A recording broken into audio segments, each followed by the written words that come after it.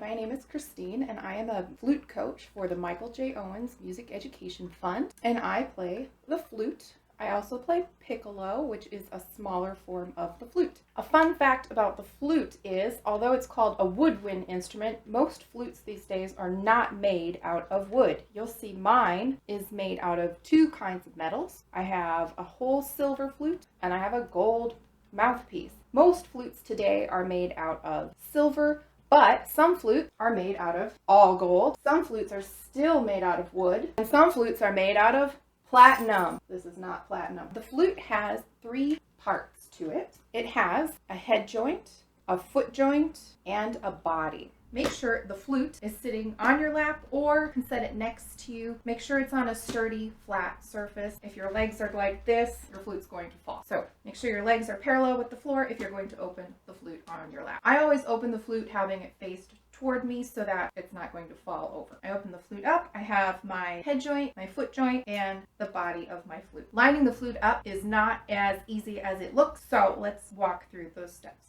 I like to take the body of my flute out first and the foot joint, and I'm just going to stick them together. I twist and push. Make sure that you're lining it up very carefully.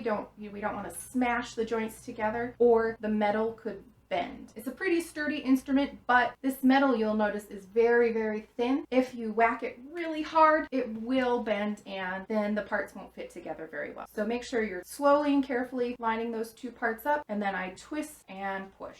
For the foot joint and the body, there is a very special way that these need to line up so that our hand fits on the flute in a really comfortable way. So I'm going to show you the two ways that we think are correct, but actually are not. So the first way we think is correct to line up the flute is like this, with these two rods matching. That is not how we line up the flute. Good try. The second way most people want to line up the flute is with these keys matching, or even worse, with these keys matching. That is not how we line up the flute. What we really want to do is the way that looks wrong. We want to line up this rod on the foot joint in the center of the keys on the flute.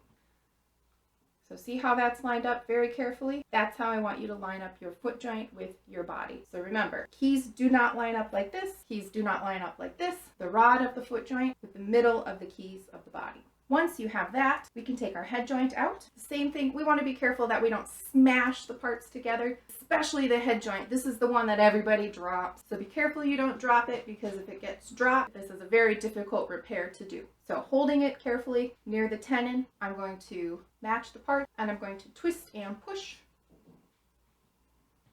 Okay. Now, the most important part of the flute is lining up the head joint with the body. What we have to do is we have to have really good hand-eye coordination. We want to make sure that the embouchure hole is lined up with the center of your first key. So I usually look down the barrel of my flute and try to make sure those are lined up. Some flutes have, like this flute here, two logos on the head joint and the body that you can line up, that you can try to match in line. And some flutes have little lines on the flute, but not every flute is the same. So the most reliable way for every single flute is to actually just look straight down the center of the barrel and line up the embouchure hole with the keys. Maybe you can see.